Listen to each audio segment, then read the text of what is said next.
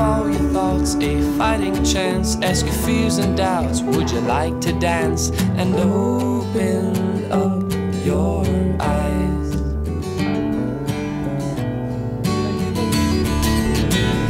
See the world and let the world see you. Take the time to love the things you do, and you hear it when your spirit starts to rise. Hello, I'm Dr. Christian O'Neill. Welcome to Paths to Wellness. This is a show where we provide our viewers with information regarding the wide variety of approaches to healing and wellness that are found throughout our society.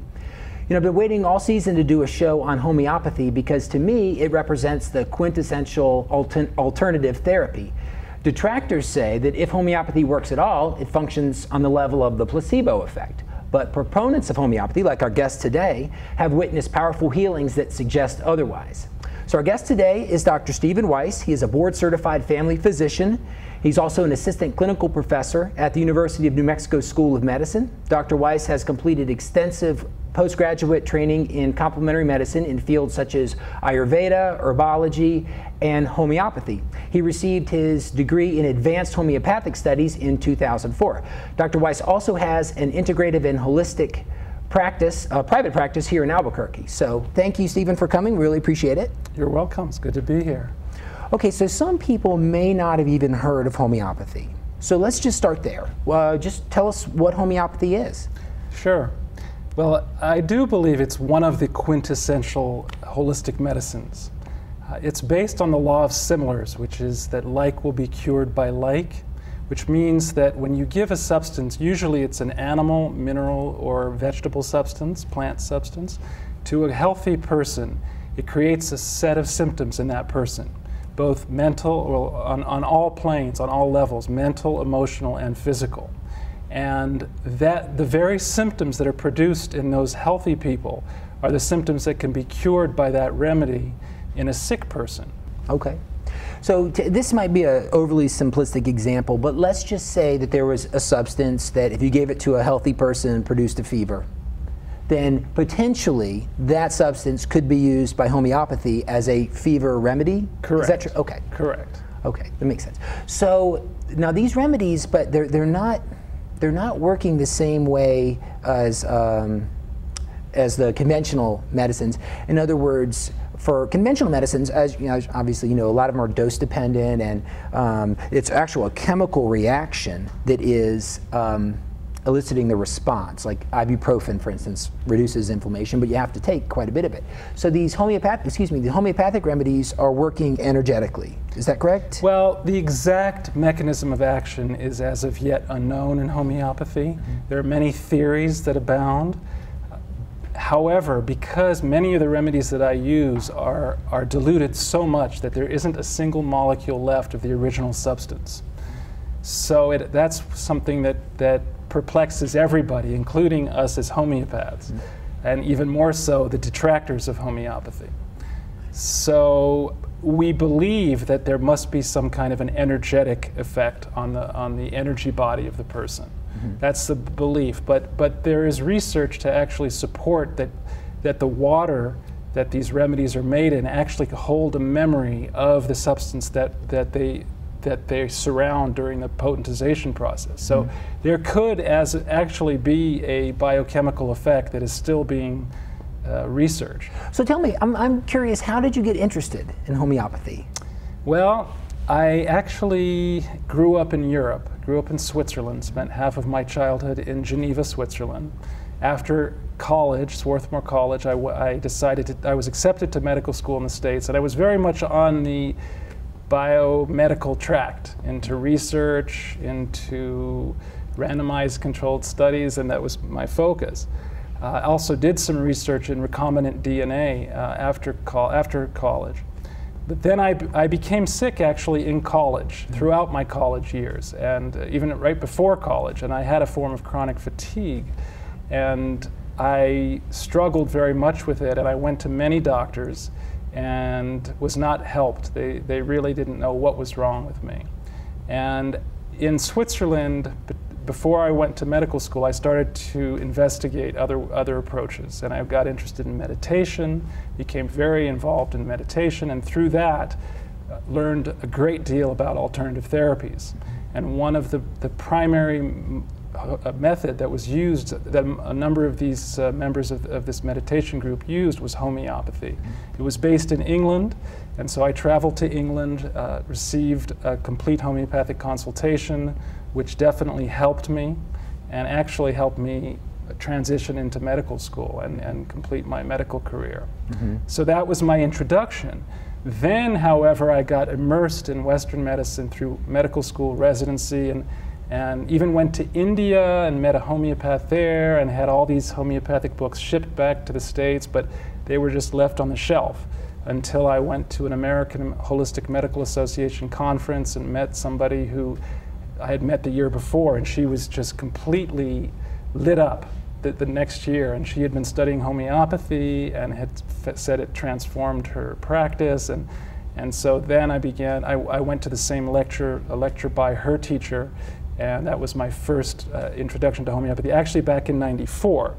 So you were satisfied that homeopathy contributed to the resolution of your chronic fatigue-like symptoms? Yes, Okay. it helped. I would say it helped significantly. Okay. And Yes. I can't imagine going into medical school having those symptoms. A lot of people get them during medical school. That's why I took 2 years off, actually. Okay. I really wasn't ready to face it. Okay. All right, so you mentioned the homeopathic consultation.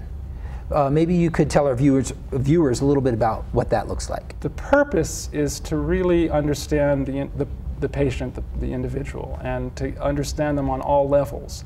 And so basically it's a lot of question and answers, but we go pretty deep into the person's history and into their state of being. And I really want to know everything I can about them. And I try to just let the person offer whatever they're ready to offer. And there's many different ways to practice homeopathy. In class, I practice what's called classical homeopathy. There are different forms of homeopathy. Classical means that it's the way Samuel Hahnemann practiced, the founder of homeopathy back in the late 1700s, early 1800s. But basically his system, the classical system, is the system where we treat the whole person with one substance. That way, it is quite scientific in that with these provings, which are when we give the remedies to healthy people, and we document in utmost detail the effects of these remedies on the organism, on the individual, and we can differentiate with very fine nuances between one remedy and the other, and sometimes there's remedies that are very close to each other and just slight nuances that distinguish them. And so once we have this huge list of all the symptoms that are produced by various thousands of homeopathic remedies. It's called the repertory. And then we also have what's called the materia medica, which is a list of each individual remedy and the symptoms that it produces in the healthy person. And with those two books, the homeopathic Bibles, we can hopefully get the information we need while speaking with the patient to match one medicine with that person. And when the match is good, it's like a key fitting into a lock, and it opens up a cascade of healing in that person. Mm-hmm. Now you told me, because I did have a homeopathic consultation with Dr. Weiss the other day, and we're going to get to that in just a second. But you mentioned a couple things. It's an individualized medicine, and you also mentioned to me strange, rare, and peculiar. Yes. Can maybe you tie those together?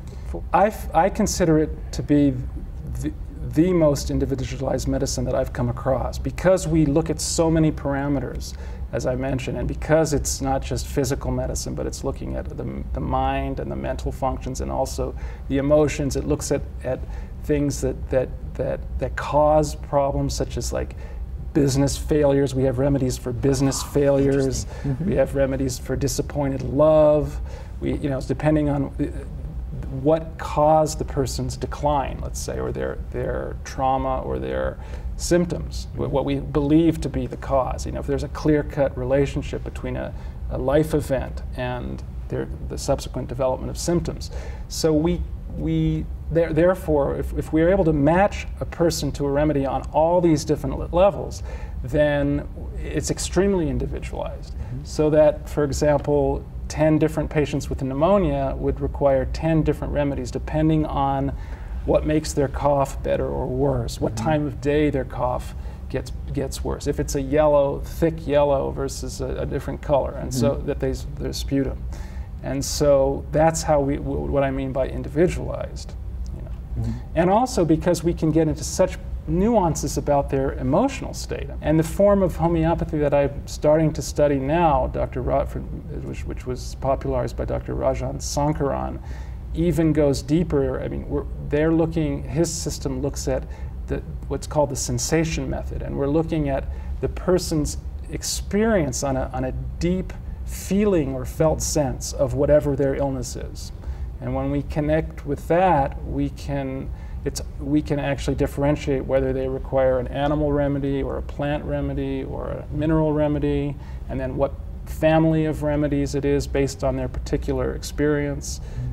And you know, so it's actually going to their deepest, most felt sense of life and of like a recurring pattern that they experience in themselves. And the remedies you would give these individuals that you're talking about would have been proven also? Yes. Okay. All these remedies have been proven. Excellent. Yes. So what I was about the strange, rare, and peculiar, I know just from my own training, you know, when someone would come in with allopathic medicine and they would just have a really unusual symptom, it was, you know, sometimes the allopathic approach to interviewing doesn't lend itself easily to that, but the homeopathic physician is not thrown off by that. No, in fact, we jump for joy. It's like the red flag goes up, and it's true. I mean, it will really help enhance the prescription if it's actually something that we can find in our literature. But because it's rare and because it's unusual, and it helps us pick out the correct remedy.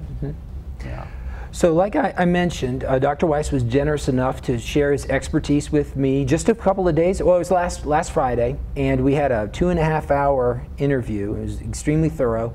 And I did have a random constellation of symptoms. I was kind of all over the map in some ways, and he was extremely patient and thorough, and we have some video for that. So let's take a look at that, and then we'll come right back. Well, tell me what brings you in the office today. Well, before I went to medical school, I was in the best shape of my life. I felt great. I was going to yoga every day. I had tons of energy. Med school just kind of really beat me down, and I feel tired.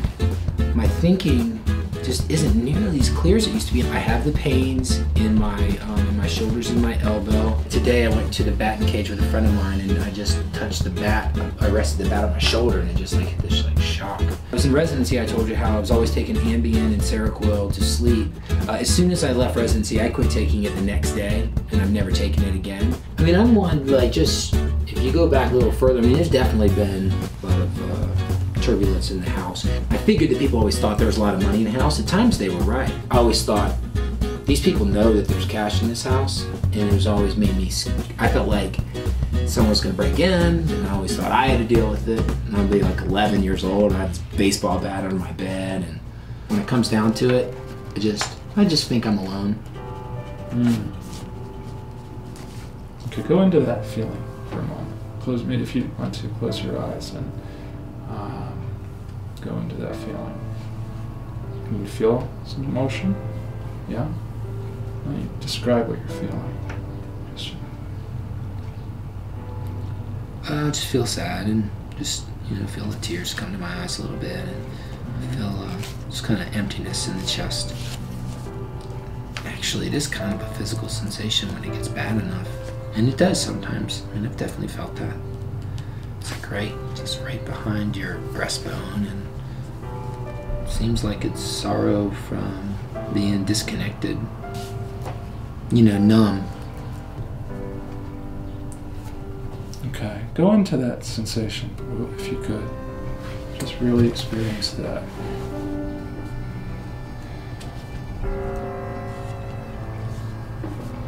You doing okay? Yeah, just pretty much kind of feel like I always do, because the nun describes it pretty good, and then like there's still that little core sadness in there, and like the thing that means the most to me, the thing I think about the most, is like being enlightened, like waking up. You know, a lot of people are into it. I'm one of them. You know, I'm always reading this book and going on that retreat and blah, blah, blah. But it occurred to me the other day, the reason really why I want it is because I've kind of given up on human relationships. What's the emotion then about underneath that of... Desperation. Yeah. If that's your out, then you're pretty fucking desperate. That's your out. You know what I'm saying? Yeah. It's not like, I mean, if you wanted to run a marathon, that would be hard. Yeah. And, you know, that would take a long time to train, but it's like, shit, if you think that's the only thing that's gonna save you, man, it's a long road. Okay, so just stay with this for a moment.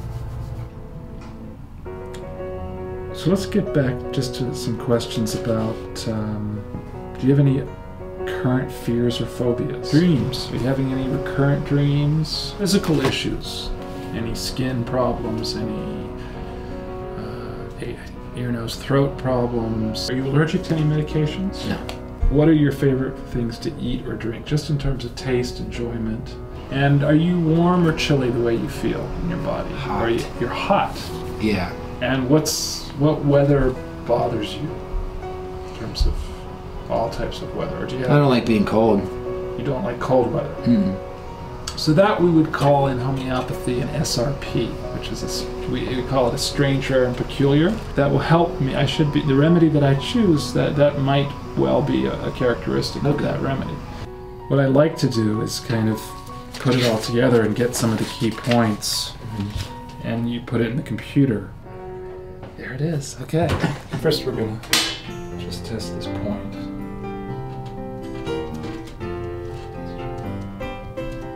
That's strong. Okay.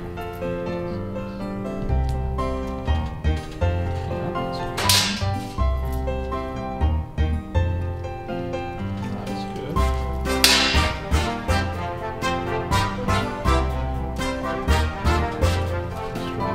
good. Strong. Okay. Okay, so like I said, the interview was 2.5 hours long, and it was very thorough. And then we saw in the video that there was some muscle testing. Is that commonly how you arrive at what the right remedy is? Well, I'm fairly unique in that regard, in terms of most homeopaths do not use muscle testing. And I usually use the kinesiology just to differentiate between the potencies. Once I've also just, to make sure that the remedy that I've chosen does strengthen a person's energetic field. Mm-hmm. And so it just is one more bit of information to support my prescription, and also to help me differentiate between the potencies. Okay, so let's talk about how long, the results that you've seen. Has there been any consistent pattern in duration? Sure. I mean, I usually have a patient follow up in 4 to 6 weeks. And that for a chronic condition, we usually like to wait that much time. Often a person will see some changes quickly in the first few days, but sometimes it's a very subtle process. And I've had people come back, say, I didn't see any change after 4 to 6 weeks, and we've learned in homeopathy school that you then go back over the patient's chart from a month ago and you say, well, what about the abdominal pain? And they say, oh, that's gone. Oh yeah, I forgot about that. And what about the waking up at 3 o'clock? Oh yeah, I'm sleeping through the night now. So it can be extremely subtle, and only when we come back in the first follow-up and review what all the symptoms that they had, do they sometimes actually realize, oh my God, this has really worked. For an acute problem, such as a cold or a cough, I mean, we like to see a change within the first 24 to 48 hours. But for a chronic problem, we wait 4 to 6 weeks. Okay. Yeah. Now, is there any interaction between these homeopathic remedies and any other like conventional medical therapies, medications, or maybe even herbal stuff. For instance, I am taking some Ayurvedic stuff that a previous guest recommended to me. So is there any interaction with these remedies and other therapies? You're going to be incredibly healthy when you're done with this show, aren't you? Yeah. So, well, there's no known interactions with Western medicines, as far as we know. There's some contraindications. If a person is on steroids or other heavily suppressive drugs, they can get a reaction to the homeopathy, not because it's interacting with the drug, but because it's having an opposite effect of the drug. The drug is actually suppressing the symptom, whereas homeopathy is actually trying to express the symptom and get it out from the depths of the person to push it out to the surface of the body. And actually people get skin eruptions sometimes after a homeopathic remedy, which is a good sign. And it's the body's, in its wisdom, just like the body sweats, the body purges, it knows how to get rid of things that aren't good for it. I like to tell people not to mix other energy therapies, including acupuncture, with homeopathy, because both of them are, in a way, are redirecting energies. We think, I mean, we're not sure about homeopathy exactly, but that's the best theory that we have now. And so it's better to do one or the other as opposed to doing them at the same time, because the remedy, once it's in your system, it's continuing to heal you. That's why I mean, sometimes you give a remedy, I usually just give one dose of the remedy. I mean, sometimes I give multiple doses, especially if they're on medication. But oftentimes I'll just give a single dose, and if it's the right remedy, it can last for months and months, just the one dose. So it is therefore, if you do other energy therapies down even a week or two later, it could be affecting or altering the natural healing that's happening from the remedy. Okay. Are there any conditions that don't lend themselves well to homeopathic intervention? Well, funny enough, there really aren't. I mean, other than the ones that I explained where the patient has been suppressed with suppressive therapies for long periods of time, if it's an acute emergency where we have Western medical intervention that has been, that has a track record, such as heart attacks and strokes, I mean, you can give homeopathy while you're on the way to the emergency room, and it can sometimes do a lot of good. I mean, I don't do a lot of emergency medicine in my practice. I tend to, but we can read about people who had appendicitis symptoms and whose appendicitis went away on route to the ER and things like that. So it definitely has a place in acute care medicine or even emergencies. But I would get the person to an emergency room while treating them homeopathically. Okay. And I mean, cancer, there are people who treat cancer with homeopathy and get good results. I've treated a few people and some with good results, but it's a field that is growing, and there's not like double-blind studies supporting it, but there are a lot of case reports of people with cancer that have done well. And so it's amazing the breadth that homeopathy can help, because it's not treating the disease, it's treating the individual. So we got just a couple minutes left. What about just one, I'm sure you have plenty of them, but is there one person that you've treated that comes to mind that really kind of demonstrates the power that you've seen with homeopathy? The one that I just have a follow-up on is somebody that I had treated 5 years ago. She came to me with her foster mom. She was having recurrent seizures. And when she would come out of these seizures, they were happening several times a week. When she would come out of the seizure, she would be in a regressed state of a young child. She had been severely abused. She basically didn't have a life. She couldn't hold a job. She was extremely depressed, and in the office while I was taking her case, she said and I was actually asking about the trauma that had occurred. Her eyes rolled back, and she had a seizure in my office. I went, and I had been working up her case at the time, and so there was a remedy that I was considering, but she was unconscious, and so I couldn't give it to her under her tongue. But I've learned that you can have the patient sniff the remedy. So I took the remedy and had her sniff it, and she came out of the seizure in a few seconds, much, much more rapidly than she usually does. And she normally would stay in that regressed state for up to 2 days. And she got out of that state within a few, I think less than a minute, or a brief period of time. And then she kept taking the remedy, and she has not had seizures for 5 years. So that, you know, completely cured her seizures. Wow. All Yeah. right. Great. Well, this is a very big topic. This is one of the topics that, I'm sorry, our show's a half hour. We could talk about this for a long time. But before we go, if people were interested in working with you, what would be the best way for them to reach you? They can either call my office at 505-87, well, locally in Albuquerque, it's 872-2611, or they can check my website, which is holisticmedicineheals.com. And holistic is HOLISTIC, medicine heals, HEALS.com. Okay. Yeah. And in addition to being just a real gentleman and a fine doctor, Dr. Weiss writes beautifully too. Oh. So go to his website and check out his articles. They're really fantastic. They are. Thank you. So great. Thanks so much for coming down and sharing with us. We appreciate it. My pleasure. Thanks a lot, Christian. Sure.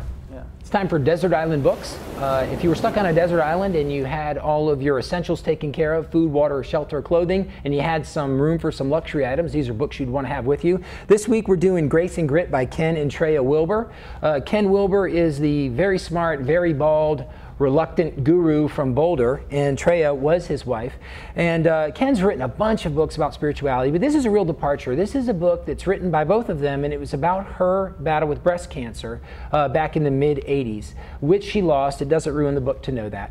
Anyway, this book, Ken writes part of it, and then the other part are excerpts from Treya's diary, and it's just an extraordinary book. It's great on a bunch of levels. It's a great spiritual book. Ken and Treya were both long-term meditators, and they have a lot to say about spirituality. It also does talk about complementary versus conventional medical therapy, because she took chemotherapy and she did some alternative therapies, and this was 25 years ago, but it's still relevant. But it's also just a wonderful relationship book. As a matter of fact, it's the best one I've ever read. It's just a beautiful story. So it's Grace and Grit by Ken and Treya Wilbur. Highly recommend this book. Thanks. First of all, I want to thank Dr. Weiss for coming on the show. I want to thank John, the producer. He's the other half of Paths to Wellness. I want to thank the crew, Colleen and Ivy, and thank the studio for giving us the airtime. Most of all, I want to thank the viewers. If you're enjoying the show, check us out next week. You can come visit us online at pathstowellness.net. If you have any questions, comments, or suggestions, you can send them to me at dro@pathstowellness.net. So before we go, we'd like to leave you with something to chew on. We call it the Cud. This week's Cud comes from Tony Parsons, who wrote, "To free people from the idea that they suffer is the greatest compassion." So thanks a lot for watching. Until next week, remember, it's your body, learn to care for it. It's your mind, learn to focus it. It's your heart, learn to awaken it. Peace. Keep on opening doors.